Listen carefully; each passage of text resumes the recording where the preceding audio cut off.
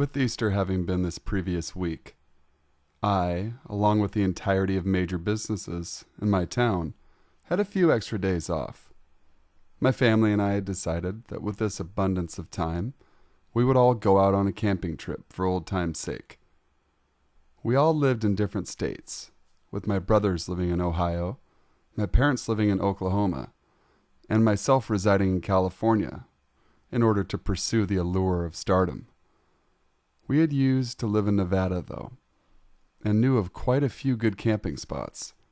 So, we all packed up, and each of us drove out to the most promising of all the spots we knew of, Humboldt National Forest. I left on Friday evening, seeing as how we were supposed to meet on Saturday, around noon at the site. The trip consisted of long stretches of highway, uninteresting roads, and the rolling by of crop fields. They weren't doing terribly well, considering the current drought, but they seemed to be doing all right enough. The one thing that startled me, though, throughout this drive, was a man I first encountered when I had taken my second break from driving. I'd gone into Wendy's, since that was the only food establishment around the highway, when my legs were itching to get out of the cramped compact car I drove. It was a well-loved vehicle with only one mere dent and a multitude of bumper stickers, the most prominent of which including mentions of political affiliation and animal advocacy. Once I got around to actually walking into the establishment and ordering something, I took a good look around only to notice a man drilling his gaze into me. He was Caucasian, middle-aged, and dressed in a set of faded jeans paired with a dingy-looking white t-shirt with a faded Coca-Cola slogan printed across it in faded ink. To top it all off, he had a slightly tattered black trench coat wrapped around him. I don't know why, but he stuck out to me more than the rest of the people in my immediate vicinity. The voice of the employee brought me back to the situation at hand, as she placed the bag containing my food onto the counter. I paid and left, bag in hand. Just as I had myself situated in my car, I looked up. I was startled to find my eyes had met with the man from inside. Only this time, he was on the opposite side of my car, attempting to open the passenger side door without me noticing. I don't think my hand has moved faster than it had to lock that button before. I put my car in reverse, backed up as quickly as possible, safety permitting, and hightailed it out of there. Before I had gone, though, I managed to get a look at the creep's car. It was a battered maroon compact minivan, adorned with nothing besides what seemed to be one of those dashboard toys. One of the ones with the Hawaiian dancer donning a grass skirt and a coconut bra and a lei. You know the one. 4 hours and one stop later, I finally got to the campsite.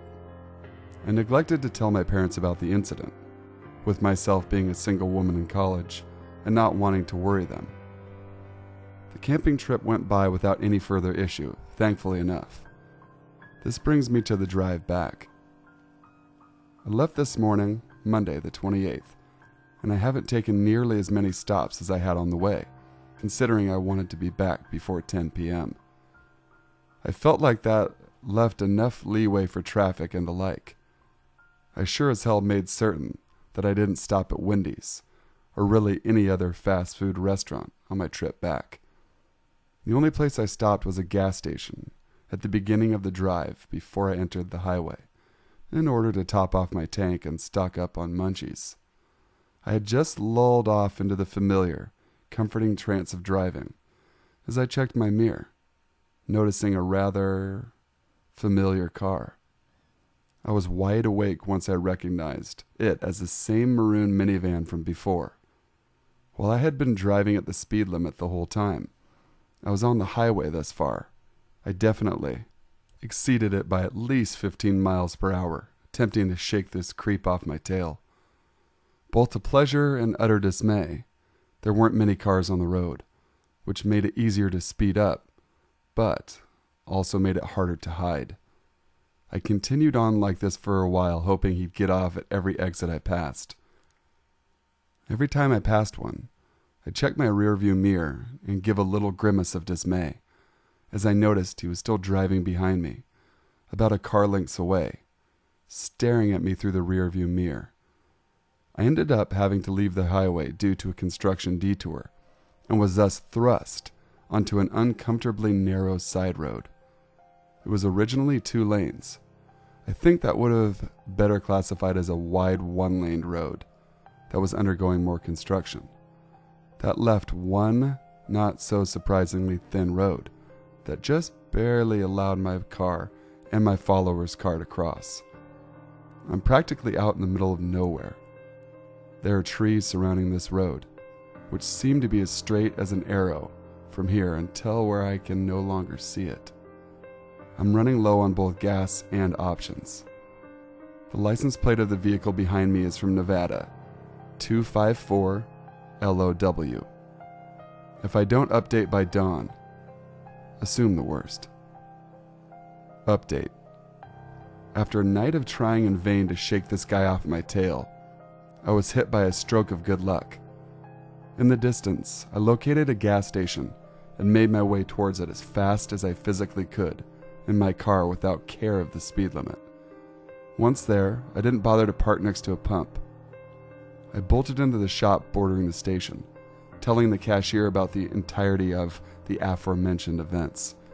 They nodded assuringly, telling me they'd call the police and walk out with me while I got my gas. Well, they're not a complete liar. They walked out with me to get my gas and to see me off again, my tank full. I don't think they called the police since a creep hadn't pulled into the gas station. I honestly hope he just kept driving. I got home around 1 a.m. I'm alive and more or less intact. Or at least I am currently. You see, I don't know if it's my newfound paranoia or if those empty shoes in the bathroom are someone else's. A couple of days ago, my friend and I went to an abandoned house a few blocks down from our neighborhood. We didn't go to see if it was haunted or anything like that. We just went to break in and look around, just being curious. We got to the house and all the doors were locked. Windows were sealed shut. There was no clean way of getting in. We walked around to the backyard and found a weak wall that we were able to kick through effortlessly. We crawled through the tiny space we made and got in. The place was cold and dusty. It smelled like an old hardware store. It was slightly humid, which made us feel gross and unpleasant. We wandered through the house, checking out the kitchen, the living room, and the garage. In the garage, we found some old tools. I picked up a large, thick stick I found propped up against a cabinet. My friend found a pickaxe in the cabinet, and though it was cool, he even mentioned something about taking it home. We moved through the house and up the stairs. The doors were all removed from the hinges, leaving the rooms wide open. There was a weird smell upstairs, but a different kind of smell. Not like only wood and paint, more like body odor. We didn't say anything to each other, but the looks we gave each other were enough confirmation that we both knew something was off. In my mind, I thought it was just a hobo that found a way in. I played out this scenario of how to get into the house and locked all the doors and windows so no one else could come in. The story I made up distracted me from my friend. We got bored and started rambling on about hidden treasures, eventually swinging the axe into the ground. I knew he was just messing around because he was bored and wanted to use the pickaxe. I was never too fond of breaking things. The sound and mess annoys me more than the action itself entertains me. I kind of just stood there and watched, laughed, and shook my head at times. After a few swings into the floorboards revealed nothing, he took aim at the wall behind him. He stared at it for a moment, got in a position as if he were batting up, and swung full force into the wall. There were 2 sounds that terrified us. 2 sounds that are stuck in my head and I'm sure will never leave for as long as I live. First was the squishing sound, the sickening sound of meat being pummeled and grounded, the sound of bone cracking and crunching. Then was the scream, the most agonizing, gut-wrenching scream I've ever heard, a true cry of pain that no actor or impressionist could ever imitate. He let go of the axe and it stuck to the wall. We stood there in shock briefly until we saw the blood seep through the wall. The last thing I heard him say since then was, "What the fuck?" We had no choice but to take the axe out and tear down the wall. This took about 15 minutes, and by then we had removed an old homeless man from the interior of the wall. He was hit square in the chest, and it was clear that he wasn't going to make it. There isn't a scenario in which my friend and I come out okay. No matter what, we broke the law by breaking in and causing damage. We sealed our fates by furthering the destruction we caused, regardless of whether or not it was an accident. We called 911 and ran off before they had time to see us.